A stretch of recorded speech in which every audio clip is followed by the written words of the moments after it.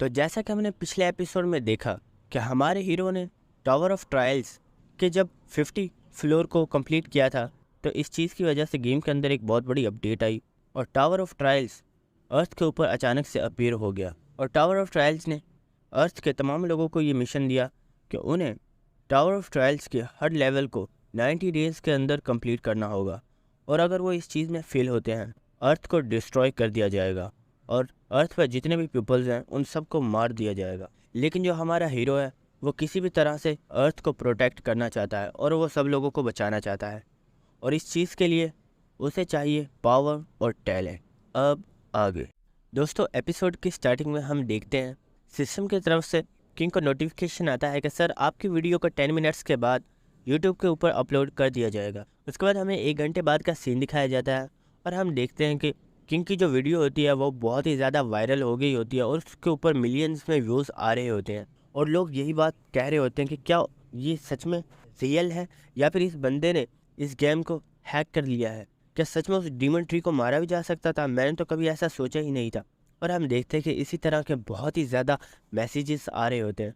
उसके बाद जो किंग होता है वो अपनी चेयर के ऊपर बैठा हुआ होता है और वो 2 मैसेजेस को पढ़ता है, जिनमें एक मैसेज के अंदर उसे बताया गया था कि सर हम आपको 10 बिलियन वॉन देने के लिए तैयार हैं, जो कि लगभग 100 मिलियन वॉन बनते हैं।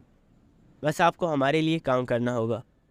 और एक मैसेज आया हुआ था कि सर आप जितनी इनकम चाहते हैं हम आपको उतनी देंगे, बस आपको हमारे साथ काम करना होगा।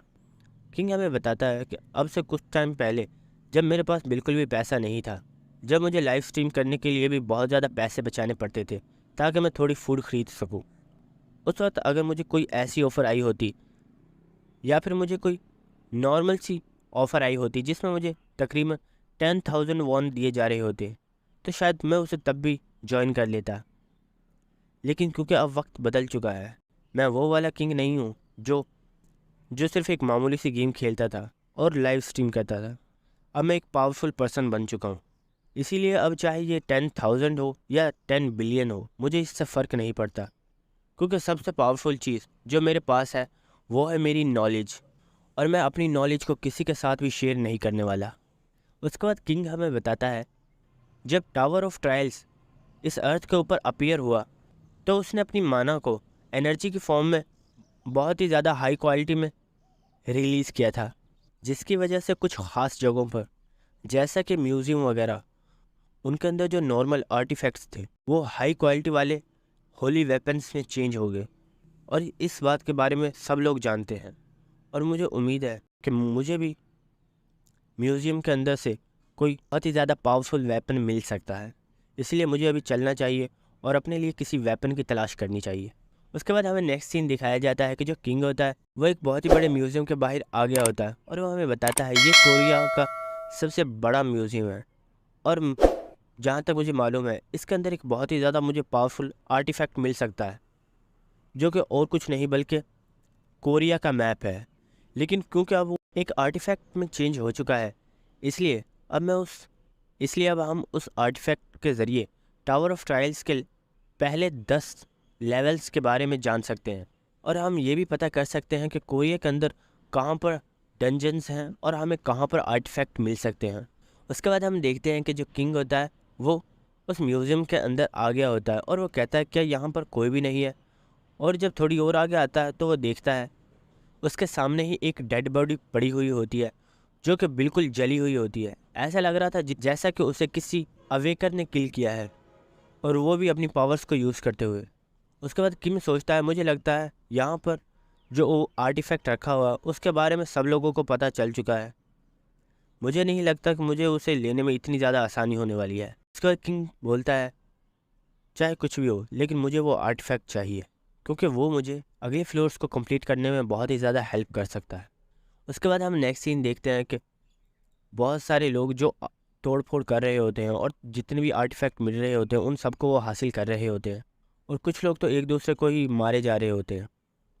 उसी वक्त हमें एक पर्सन की आवाज़ आती है जो कह रहा होता है कि सब के सब लोग यहीं पर रुक जाओ, अगर अब तुम में से कोई भी हिला तो मैं उसे यहीं पर मार डालूंगा। एक पर्सन जिसने हथौड़े से एक बंदे को किल कर दिया था वो उससे कहता है क्या तुम भी मेरे हाथों से मरना चाहते हो?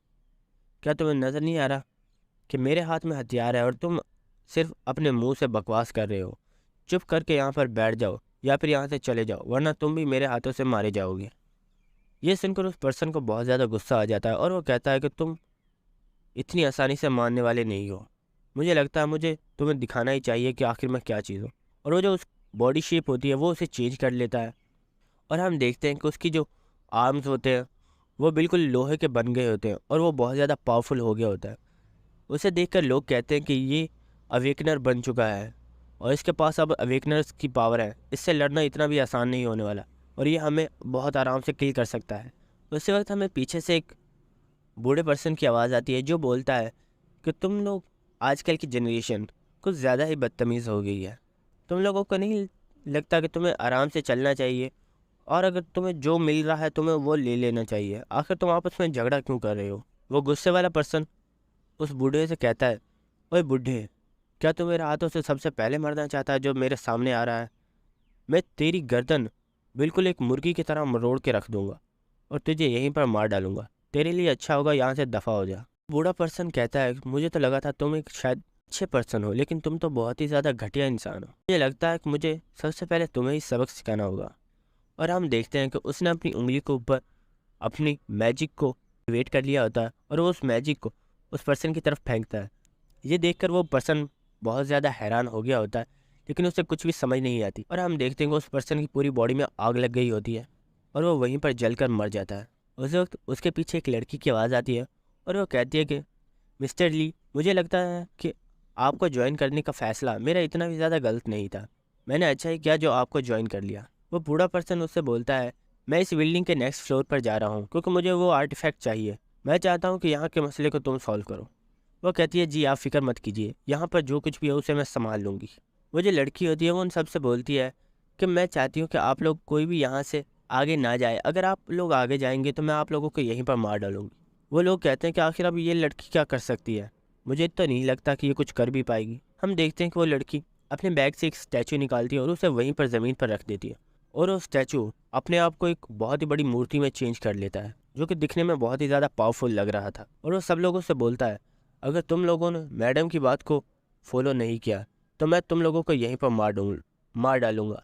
इसीलिए तुम्हारे लिए बेहतर है कि तुम लोग जहाँ पर हो वहीं पर खड़े रहो। उस वक्त हम देखते हैं कि किंग आहिस्ता आहिस्ता चलता हुआ आगे जा रहा होता है और वो एक ज़मीन से एक पोस्टर को उठाता है और वो कहता है, तुम लोगों को हिस्ट्री की बिल्कुल भी कदर नहीं है। आखिर कैसे लोग हो तुम? अपनी हिस्ट्री की कुछ तो कदर करो। और वो लड़की किंग से बोलती है, क्या तुम्हें लगता है मैं तुमसे कोई मजाक कर रही हूँ? क्या तुमने मेरी बात को गौर नहीं किया मैंने क्या बोला था? किंग उससे बोलता है, तुम अपने काम से काम रखो, ये तुम्हारा मसला नहीं है। अगर तुम्हें कोई आर्टिफैक्ट चाहिए तो तुम उसे जाकर ले सकती हो, इसलिए मेरे मामले में टांग मत अड़ाओ। ये सुनकर उस लड़की को बहुत ज़्यादा गुस्सा आ जाता है और वो अपनी मूर्ति को ऑर्डर देती है कि इस पर्सन को इसी वक्त किल कर डालो। और हम देखते हैं वो बड़ी तेज़ी से आगे बढ़ता है और उसने किंग के ऊपर अटैक कर दिया होता है। और दोस्तों यहीं पर हमारी एपिसोड ख़त्म होती है। अगर आपको वीडियो अच्छी लगी तो मेरे चैनल को सब्सक्राइब कीजिएगा और लाइक भी कीजिएगा। Thank you.